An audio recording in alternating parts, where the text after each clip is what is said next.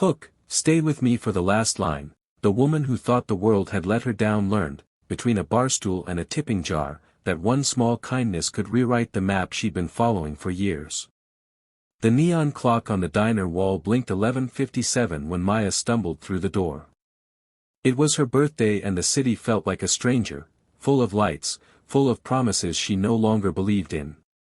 Her heels left wet tracks on the tiled floor, her mascara had trailed like a map of tears, and the oversized coat she wore did little to hide the tremor in her hands. People glanced up, a couple holding hands in the corner, a man hunched over a paper, a lone woman with earbuds in. For a moment she was a comet, bright, chaotic, and half-broken, carving a short arc through the late-night calm. Eli, the night waiter, watched her from the counter. He'd worked this shift for 3 years and had a file of faces in his head, regulars, late-night poets, lonely tourists. He made a mental note to keep the coffee warm, the light dim, the questions gentle. He'd seen drunk customers before, some asleep in booths, some loud, some sick. But Maya had a kind of fragile dignity about her, she didn't spill, didn't shout. She sat with a precision that suggested exhaustion rather than recklessness, and when she asked for anything warm, it sounded like a prayer. "Birthday?" he asked, more out of habit than curiosity. He placed a paper napkin in front of her like a small shield. She laughed without humor and nodded. 30. "Feels heavier than I thought." Eli brought her soup and coffee. He didn't hover, he knew the difference between care and suffocation. She drank slowly, speaking in stabs and fragments, a job that ended, a man who left, a mother she hadn't spoken to in years. He listened the way you listen to someone reading a weather report, the storm may pass, but you pay attention anyway. The diner's jukebox played a song about second chances, and it seemed to snag on a memory in Maya's chest. She told him, between sips, about the cake that had gone unsliced that afternoon, about the message she'd sent and then deleted, about the tiny apartment that now felt too big and too quiet. Her hands found the napkin and folded it into tiny, precise shapes, a nervous habit. She laughed again, softer, and the laughter surprised her more than him. At 12:20 a.m. man at the bar raised his voice, complaining about the price of coffee. The diner hummed with small dramas. Maya reached into her bag, pulled out a crumpled bill, and counted change with a focus that made Eli's chest tighten, not because she was drunk, but because she was trying to make the correct math to match the world's expectations. When she apologized for making a scene, her voice cracked in an almost childlike way. Eli told her the bill was covered. He said it simply, no flourish, just an offer from someone who had watched enough nights to know when to step in. He could have left it at that. He had seen strangers accept charity with the same stiff gratitude that made pride feel like a coat 2 sizes small. But her eyes, bright and surprised, stayed on him. On impulse, he slid the receipt back with his name on it and said, "You don't have to go. Sit for a while." It was the smallest rebellion against the part of him that kept life measured and predictable. Maya hesitated as if she were considering whether to accept oxygen. "Why?" she asked, as if the universe still had to justify kindness. "Because sometimes," Eli said, "the world forgets to be kind until someone reminds it. And sometimes the person who needs reminding is the one who thinks they don't." She stayed. They talked until the coffee cooled and the sun began to smear gray at the edge of the city. She told him about a childhood filled with birthdays that were too loud for the room, about a father who loved barroom conversations more than his small daughter, and a mother who had taught her how to fold napkins into stars. Eli learned that she'd been working 2 jobs, one at a day-shift office that offered little more than apologies, and one cleaning at night, where her shift supervisor winked at her in ways that left bruises on her confidence. He learned about the job she'd been let go from that afternoon, corporate downsizing, an email that said, "We appreciate your contributions," and a pink slip that arrived in the shape of a finality. The city clock, which had felt like an enemy all night, ran forward. Eli walked her to the bathroom when she needed to steady herself. She apologized for taking up his time like a child apologizing for existing. He steadied her with a hand at the elbow, no patronizing, no sermonizing. And in the mirror she saw a stranger who might yet be a version of herself she hadn't wanted to meet, vulnerable, human, real. "You can call someone," he offered. "Or we can call a cab." Her laugh was bitter. "No. Nobody. That's the problem." Eli could have left it there. He could have written her off as one of the many people who pass through the night and disappear with it. He could have poured another cup of coffee and attended to the next table. But the diner had long taught him the value of small commitments. He'd been that someone for more than one person before, a witness on a bad day, a voice that said, "You're not invisible," and he counted the nights he'd made a tiny difference as victories. He paid the remainder of her bill when she fell asleep on the booth, head on folded arms, breathing shallow and even. When the sun lifted and the staff began to rotate, he gently tucked the napkin she'd been folding into her coat pocket and called a rideshare for her. He typed a simple note into his phone: "If you want to talk tomorrow, come by at 5. I work mornings sometimes." 2. He left it on a folded receipt at her side. Before he left for his break, he folded the napkin into a star and slipped it into her palm. It felt like leaving a small promise: some things are meant to be returned when the world is ready.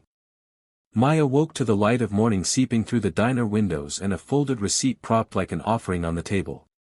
Panic pricked at the corners of her mind. Where had she been? How many mistakes had she made? For the first minute, everything was a blur of embarrassment and shame. But then she found the napkin star in her palm and the note. Her breath stilled. She left without paying, a mortifying omission she resolved to fix. She went outside into an early autumn street flushed with the smell of wet pavement and possibility. The city seemed the same and different, harsher in the light, more forgiving in its normalcy. Maya ducked back into the diner at 5 p.m. She wore jeans, a sweatshirt with a coffee stain that was older than the week, and a hair tie at her wrist. Her face was raw with a vulnerability that would have made her an easy target on any other day. Eli spotted her before she made it to the counter. He had been stacking plates and making small, polite conversation with regulars when he saw a figure hesitant at the doorway. "You came back," he said, surprised but not incredulous. She did not sit down immediately. She had rehearsed 1,000 apologies in her head and none of them sounded sufficient. She began, then let the sentence break. Her teeth worried her lower lip. "I didn't pay for last night. I don't remember much. I'm sorry. I can pay now." Eli waved off her insistence. "You were out cold. Don't beat yourself up. We've all had nights. How are you doing?" She told him the truth: she was tired, unemployed, and afraid. The day had been worse. A friend who said, gently, that he couldn't keep pretending everything was fine, a neighbor who knocked, then looked away when she opened the door. Her life had shrunk into small, manageable tasks and even those were starting to slip. Eli listened with a care that looked like routine but felt like sanctuary. When she finished, the weight of what she'd left unsaid, the fear of sleeping alone, the panic of an empty inbox, the phone that didn't ring, seemed almost audible. He could have given her a number for a shelter or a counselor, but he knew that in the rawness of that moment such things feel like a leap from the deep end when you're still learning to float. Instead, he asked a quieter question: "Do you want to work here?" "Not forever. Just, for the next few weeks. We're short-staffed, and I could use another hand." "You've already proved you can make a mean napkin star." Maya blinked. It was a ridiculous, specific compliment, and it landed. The offer was practical and without strings. It was the kind of thing you don't expect from a stranger but hope for secretly: a place to be, a schedule to anchor you, summit. Something to do that didn't involve just surviving. She took the job. The next months moved like a tide. Maya learned to wake early and put on a uniform. She learned to carry trays without thinking, to remember coffee orders, to smile in a way that made people feel seen. The diner became a place of small rituals, the way the old man read the paper in the corner, the kids who came after school and traded stories for fries. She learned to fold napkins into shapes on purpose, not out of a nervous habit, and the shapes became her shorthand for hope. Eli and she developed a rhythm. He would slide coffee to her hand when the morning rush hit, she would make sure his paperwork was tidy at closing. They talked about books and about music and about how the world kept asking them to be braver than they felt. But life is not a straight line. There were nights when she would come in exhausted, the old panic clinging to her like lint.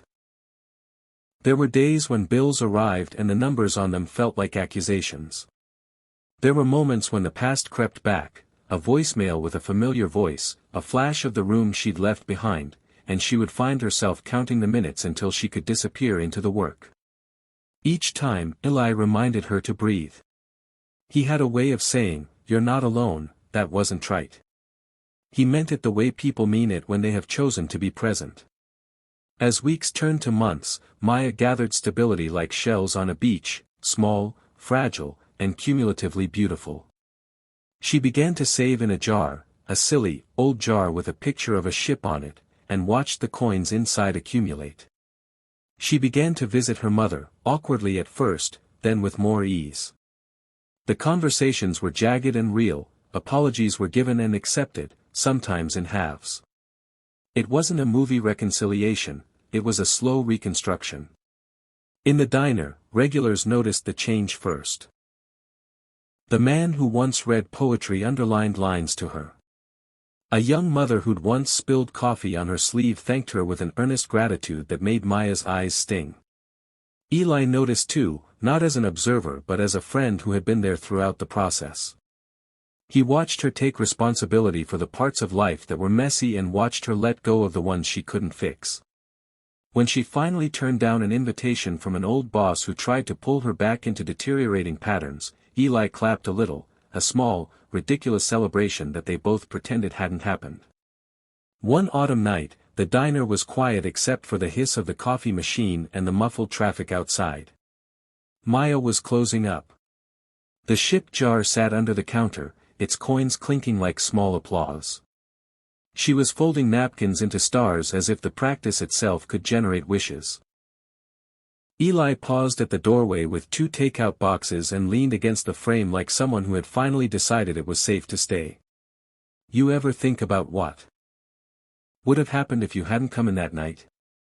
Maya asked without looking up. Eli shrugged, his hands busy with the boxes. "Sometimes. But I don't like to, honestly. It makes me think about all the things that could have been different. And I prefer to think about what actually happened." She folded the last napkin and placed it on the counter. "You didn't have to pay my bill." "No," he agreed. "But I'm glad I did." Silence settled between them, comfortable like a well-worn blanket. Then he said, softly, "You know why I did it? Because someone did it for me once. When I was 20 and stupid, I took a wrong train and ended up on a street that felt like a foreign country. A woman offered me soup. She didn't ask questions. She paid for my ticket home. I kept that kindness like a talisman. I don't know if she remembers me. I remember her every winter." Maya's fingers stilled. "People like that should be saints." Eli laughed. "Maybe. Or maybe they're just people who decided not to look away." They cleared the counter together and the diner closed its eyes for the night. The city outside breathed in and out like a sleeping thing. On their way out, a young couple paused and thanked Maya for recommending the pie. It felt like a small, domestic victory. Years later, the jar of coins became a down payment for a small studio, modest, with a slanted roof and a view of a stubborn oak tree. Maya signed the papers with hands that trembled from excitement rather than fear. She kept working at the diner because the job had become a kind of sacred repetition.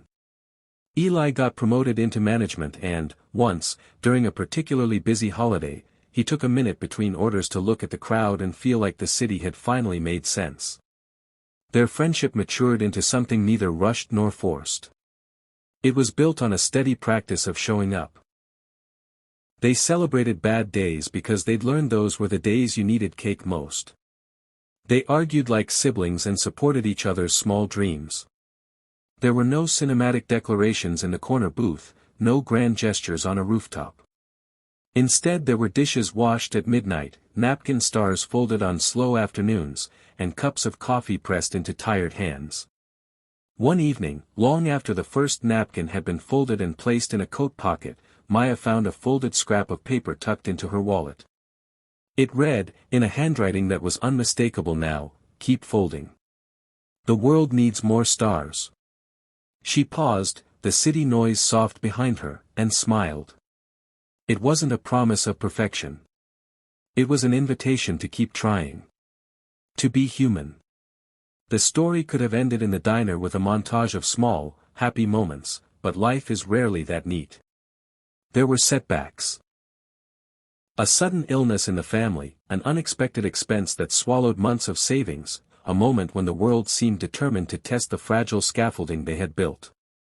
In those raw hours, the lessons held, that kindness given is sometimes repaid, sometimes not, but it changes the giver as much as the receiver, that steady work and steady presence compound into stability, and that asking for help is not weakness but wisdom.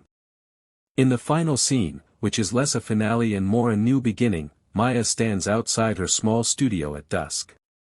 The oak tree overshadows the sidewalk. A string of lights buzzes softly on the balcony. She pulls a napkin from her pocket, a star she's made absent-mindedly during a phone call, and sets it on the railing. The neighbor child who likes to collect shiny things sees it and asks if he can have it. "Take it," she says, and watches his face light up like a sunrise. He runs off to show his mother, clutching the tiny paper star like it's a treasure. Maya leans against the railing and texts Eli a single line, "Remember the napkin?"